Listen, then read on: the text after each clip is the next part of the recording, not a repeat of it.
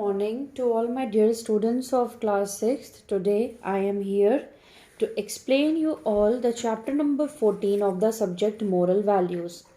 In today's class, I will be teaching you the chapter named examination or a test. The name of the chapter is examination or a test. First thing you have to do is write today's date here. After that, during my explanation, the difficult words which I have underlined, those words you all will also underline. So let's begin with the explanation now. The word examination create a fear in our minds. When we are to appear for an examination, we are filled with tension and lack of confidence. With some children, it also happens that they are completely prepared for the examination, but while attempting to answer, they forget everything. This is a very pathetic situation. But examination is a very essential part of life. Examination have to be faced by all children, youngsters or old. It helps to evaluate a person's ability. Our horizons expand and make us wiser after every new test in life. In our life, we face examination at every step. सो इस paragraph में क्या कह रहा है? इस paragraph में ये कह रहा है कि एग्जामिनेशन नाम सुनते ही हम सबके दिमाग में एक डर सा आ जाता है. एग्जामिनेशन वर्ड ही हमारे दिमाग में एक डर पैदा कर देता है. हम एग्ज़ाम देना नहीं चाहते हैं, हमें इतना डर लगता है. एग्ज़ाम जैसे जैसे करीब आता है हम उस चीज़ की टेंशन लेने लगते हैं. कुछ बच्चों के साथ ऐसा होता है कि वो एग्ज़ामिनेशन पूरा प्रिपेयर करके आते हैं, जो भी सब्जेक्ट का एग्ज़ाम है, लेकिन एग्ज़ाम देने के टाइम पे, आंसर लिखने के टाइम पे उनके दिमाग से चीज़ें चली जाती हैं. ये सिचुएशन बहुत ही पैथेटिक होती है. पैथेटिक मतलब बहुत ही ख़राब सिचुएशन होती है. लेकिन एग्ज़ामिनेशन एक बहुत इम्पॉर्टेंट पार्ट है लाइफ का. हम सबको एग्ज़ामिनेशन में अपीयर करना चाहिए. इससे हम कैलकुलेट कर पाते हैं, इवेलुएट कर पाते हैं कि हमारे अंदर कितनी एबिलिटी है. एबिलिटी का मतलब हमारे अंदर कितनी काबिलियत है. ठीक है. अब इसी पे बेस्ड हम एक स्टोरी पढ़ेंगे. Dewan Sardar Sujan Singh of Devgarh had become old. He went to his Maharaja and said, "Sir, I have served my country for 40 years. Now I am too old to continue working. If I commit a mistake at this age, it would leave a blemish on my illustrious and honest career." दीवान सरदार सुजान सिंह एक आदमी थे देवगढ़ के. वहाँ के वो दीवान थे. वो अपने महाराजा के पास जाके कहते हैं कि महाराज, मैं अब बूढ़ा हो चुका हूँ. मैंने अपनी कंट्री की 40 साल तक सेवा करी है और अब मैं बहुत एज का हो गया हूँ, इस काम के लायक नहीं रहा. मैं नहीं चाहता कि इस उम्र में आके मेरे से कोई गलती हो जाए और मेरे पूरे जीवन भर की मेहनत पे पानी फिर जाए. The Maharaja highly respected the intelligent, honest and sincere Dewan. Maharaja Dewan ji की बहुत रिस्पेक्ट करते थे. He requested him not to retire. Maharaja ने दीवान जी से रिक्वेस्ट करी कि आप रिटायर ना होइए. रिटायरमेंट का मतलब होता है जब हम एक पर्टिकुलर एज पे आ जाते हैं तो हमें जॉब से रिटायरमेंट मिल जाता है. But the Dewan did not agree. पर दीवान उनकी बात नहीं मानते. सो महाराजा entrusted him with the most crucial job of finding his replacements. Now Diwan Sardar Sujan Singh was to select a new Diwan for Devgarh. महाराजा की रिक्वेस्ट ना मानने पर महाराजा ने उनको एक ड्यूटी दी और उनको कहा कि मैं आप पे बहुत भरोसा करता हूँ, इसीलिए ये अब आपका काम है देवगढ़ के लिए नए दीवान को चुनना. The very next day, an advertisement was circulated in all the important newspapers in Devgarh. It said, "Any gentleman who thinks himself capable of this post must meet Sardar Sujan Singh. The person must enjoy good health. He is not required to have a very high qualification. The selected candidates will have to go through an examination for a month. The person who qualifies the examination will be eligible for the post of the Diwan of Devgarh." ये duty मिलते ही अगले ही दिन सरदार सुजान सिंह ने वहाँ के local newspaper पे advertisement दे दिया कि देवगढ़ के लिए एक नए दीवान की ज़रूरत है। जो भी यंग लड़के इस पोस्ट के लिए एलिजिबल हैं, जो चाहते हैं या जो अपने आप को मानते हैं कि मैं इस पोस्ट पे काम कर सकता हूँ, वो आके सरदार सुजान सिंह से मिले। और अगर उनको चुना जाता है तो उनको 1 महीने के लिए एग्जामिनेशन पार करने पड़ेगा, और जिसने उस एग्जामिनेशन को क्वालिफाई कर लिया वो नया दीवान बन जाएगा। दीवान बनने के लिए आपकी हेल्थ अच्छी होनी चाहिए, बहुत हाई एजुकेशन की ज़रूरत नहीं थी। The advertisement caused quite a sensation throughout the nation. People from all directions started coming to attempt the examination, which would change their future. Sardar Sujan Singh gave a warm and hearty welcome to the candidates. इस खबर ने सब तरफ हल्ला मचा दिया और बहुत सारे लोग उस जगह से आए एग्जामिनेशन को अपीयर करने के लिए। सरदार सुजान सिंह ने सबका वेलकम किया।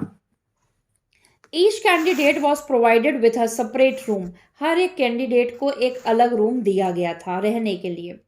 Each candidate was aware that he was being watched all the time and so everybody was on his best behaviour. Mr. Ajay was usually a late riser, but here he was seen going for an early morning walk.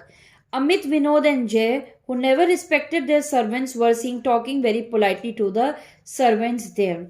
ये कह रहा है हर एक candidate को एक अलग room दिया गया था और हर एक कैंडिडेट ये सोच रहा था कि ये 1 महीने के लिए हम सब पे बहुत कड़ी नज़र रखी जाएगी, तो 1 महीने के लिए अपना बेस्ट दे दो ताकि हम पास होके हमें ये पोस्ट मिल जाए। मिस्टर अजय जो थे वो कभी जल्दी सो के नहीं उठते थे, लेकिन यहाँ पे उनको सुबह जल्दी उठ के मॉर्निंग वॉक करते देखा गया। अमित, विनोद और जय जो कभी भी अपने सर्वेंट्स, अपने नौकर से प्यार से बात नहीं करते थे, उनको देखा गया कि वो अपने नौकरों को रिस्पेक्ट दे रहे हैं। Manoj hated the sight of books but anybody could have mistaken him to be a bookworm. Manoj, जिसको बुक्स, किताबों से नफरत थी, वो पूरे टाइम वहां पे बुक्स पढ़ता रहता था जैसे कि बुक वॉर्म हो। Each one of them thought that it was a matter of only 1 month, क्योंकि सबने ये सोचा ये तो बस 1 ही महीने की बात है, अपनी छवि इस तरीके से बना दो कि हमको यहाँ पे सेलेक्ट कर लिया जाए। One evening, the youngsters decided to play hockey. They played it with the aim to win, but neither of the two teams could win. All the players were hopelessly tired, sweating badly, and were exhausted. It was getting dark and they decided to return. एक शाम boys ने ये तय किया कि हम लोग आज जो है हॉकी खेलने चलेंगे। सारे बॉयज़ हॉकी खेलने गए ये सोच के कि हम 2 टीम्स बनाएंगे और दोनों में से दोनों टीम यही चाहती थी हम जीते, लेकिन दोनों टीम्स इतना थक गई, जीता कोई नहीं। रात होने लगी, इसलिए वो घर वापस लौटने लगे महल की तरफ। On the way back there was a narrow trench. वापस आते समय एक नैरो ट्रेंच पड़ा, यानी कि आप कह लो कच्चा पुल के type. People had to pass through this trench to reach the other end as there was no bridge, यानी कि पक्का पुल नहीं होने के कारण एक ट्रेंच बनाया गया नदी को पार करने के लिए। Meanwhile, a farmer was passing through the trench on his old bullock cart. Suddenly, a wheel got stuck in the mud. The oxen could not pull the cart out because the cart was loaded with the sacks of gram. The farmer got down the cart and tried to push the cart forward. Even that did not work. उस trench से एक farmer जा रहा था अपनी bullock cart में। उस cart में बहुत सारे बोरियां भरी हुई थी बेसन की, ठीक है, और वो कार्ट जो है उसकी वो क्या हुआ, बुलक कार्ट जो है वो अटक गई एक गड्ढे टाइप में या मिट्टी में अटक गई, ठीक है। ऑक्सन ने बहुत कोशिश करी कि वो बुलक कार्ट बाहर निकल आए, बट वो नहीं कर पाए। फार्मर उतरा, उसने भी कोशिश किया, लेकिन वो बुलक कार्ट को बाहर नहीं निकाल पाया। All the players left the farmer in trouble. सारे प्लेयर्स ने ये चीज़ देखी कि फार्मर फंसा हुआ है, लेकिन किसी ने भी हेल्प करने की नहीं सोची। The farmer looks expectantly at them hoping for help but no one offer to do so. Farmers ने देखा सबकी तरफ, उसको लगा कि कोई तो उसकी मदद करेगा, बट कोई भी उसकी मदद के लिए नहीं आता। Then out of them a young man came towards the farmer, पर एक लड़का उसमें से वो सामने आया फार्मर्स की तरफ. He was limping because his leg was badly hurt while playing. वो थोड़ा सा लंगड़ा के चल रहा था क्योंकि खेलते समय उसके पैर में बहुत ज्यादा चोट लग गई थी. और उसने फार्मर से पूछा, शैल आई हेल्प यू, क्या मैं आपकी मदद कर सकता हूँ? आज the young man. I shall be grateful sir, replied the farmer feebly. Farmer ने रिप्लाई किया, मैं बहुत ही आपका आभारी हूँगा अगर आपने मेरी मदद करी तो. Go and pull the oxen, I shall push from the back, said the young man. Young man ने कहा कि तुम आगे से जाके ऑक्सन को खींचो, मैं पीछे से तुम्हारी बैलगाड़ी को खींचूंगा, धक्का दूंगा. The young man pushed with all his strength and the cart was pulled out of the trench. Young man ने अपनी पूरी ताकत लगा दी और धक्का दिया और फाइनली वो कार्ट उस जगह से निकल आई. The farmer thanked the young man and said, if God wishes you shall be selected as the Dewan of Devgarh. Farmer ने उस लड़के को ब्लेसिंग दी कि अगर भगवान ने चाहा तो तुम ही सेलेक्ट होगे दीवान ऑफ देवगढ़ के लिए. The young man kept on looking at the farmer as he went by. At last the awaited day dawn. Finally क्या हुआ, एक महीना खत्म हुआ. Today Devgarh would get a new Dewan. और आज के दिन रिजल्ट अनाउंस होना था और देवगढ़ को उसका नया दीवान मिलना था. Sardar Sujan Singh said, I am thankful to all who participated in this examination. I would like to declare the name of the person who has been selected for the post of the Diwan. सरदार सुजान सिंह ने सबको धन्यवाद दिया इसमें भाग लेने के लिए और उन्होंने कहा अब मैं उसका नाम डिक्लेयर करने जा रहा हूं जो यहाँ का नया दीवान बना है. He is mister Vikram Singh.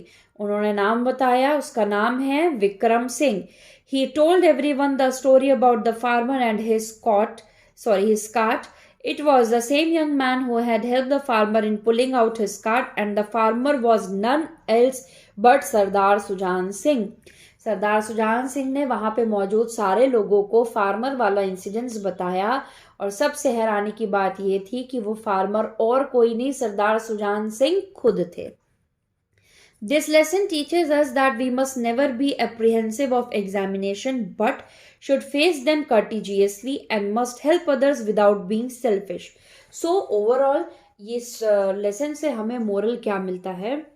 हमें इस लेसन से मोरल या सीख ये मिलती है कि हम चाहे किस भी कंडीशन में हो हमें एग्जाम्स को अपीयर करना चाहिए. जैसे यहाँ पे विक्रम सिंह के पैर में बहुत चोट लगी हुई थी लेकिन फिर भी उसने उसकी जाके मदद करी फार्मर की, जिसका रिजल्ट आप सबने देखा. हमें डरना नहीं चाहिए. यहाँ पे इस चैप्टर में एग्जामिनेशन का मतलब सिर्फ ये नहीं था जो स्कूल में दिया जाता है. लाइफ में भी कई एग्जाम्स ऐसे पढ़ते हैं जिसे हम फेस करते हैं. ठीक है, तो we should not fear the examination and face them courageously. Alright, now let's do the exercises. Take the correct answer. Number 1. Examination is very dash part of our life. Essential. Second, Diwan Sardar Sujan Singh served his country for 40 years. Third, the examination of the people was of 1 month. Fourth, the farmer was helped by Vikram. State true or false. The Maharaja hated Diwan Sardar Sujan Singh. False. Second, Sardar Sujan Singh was a responsible Diwan of Devgarh. True. Third, Vikram Singh was a feeble man. True. Fourth, the farmer cursed the young man who helped him. False. Fifth, examination makes a man fearful. True. Filling the blanks. First, exam makes us fearful. Second, the king highly respected. Third, one evening, the youngsters decided to play hockey.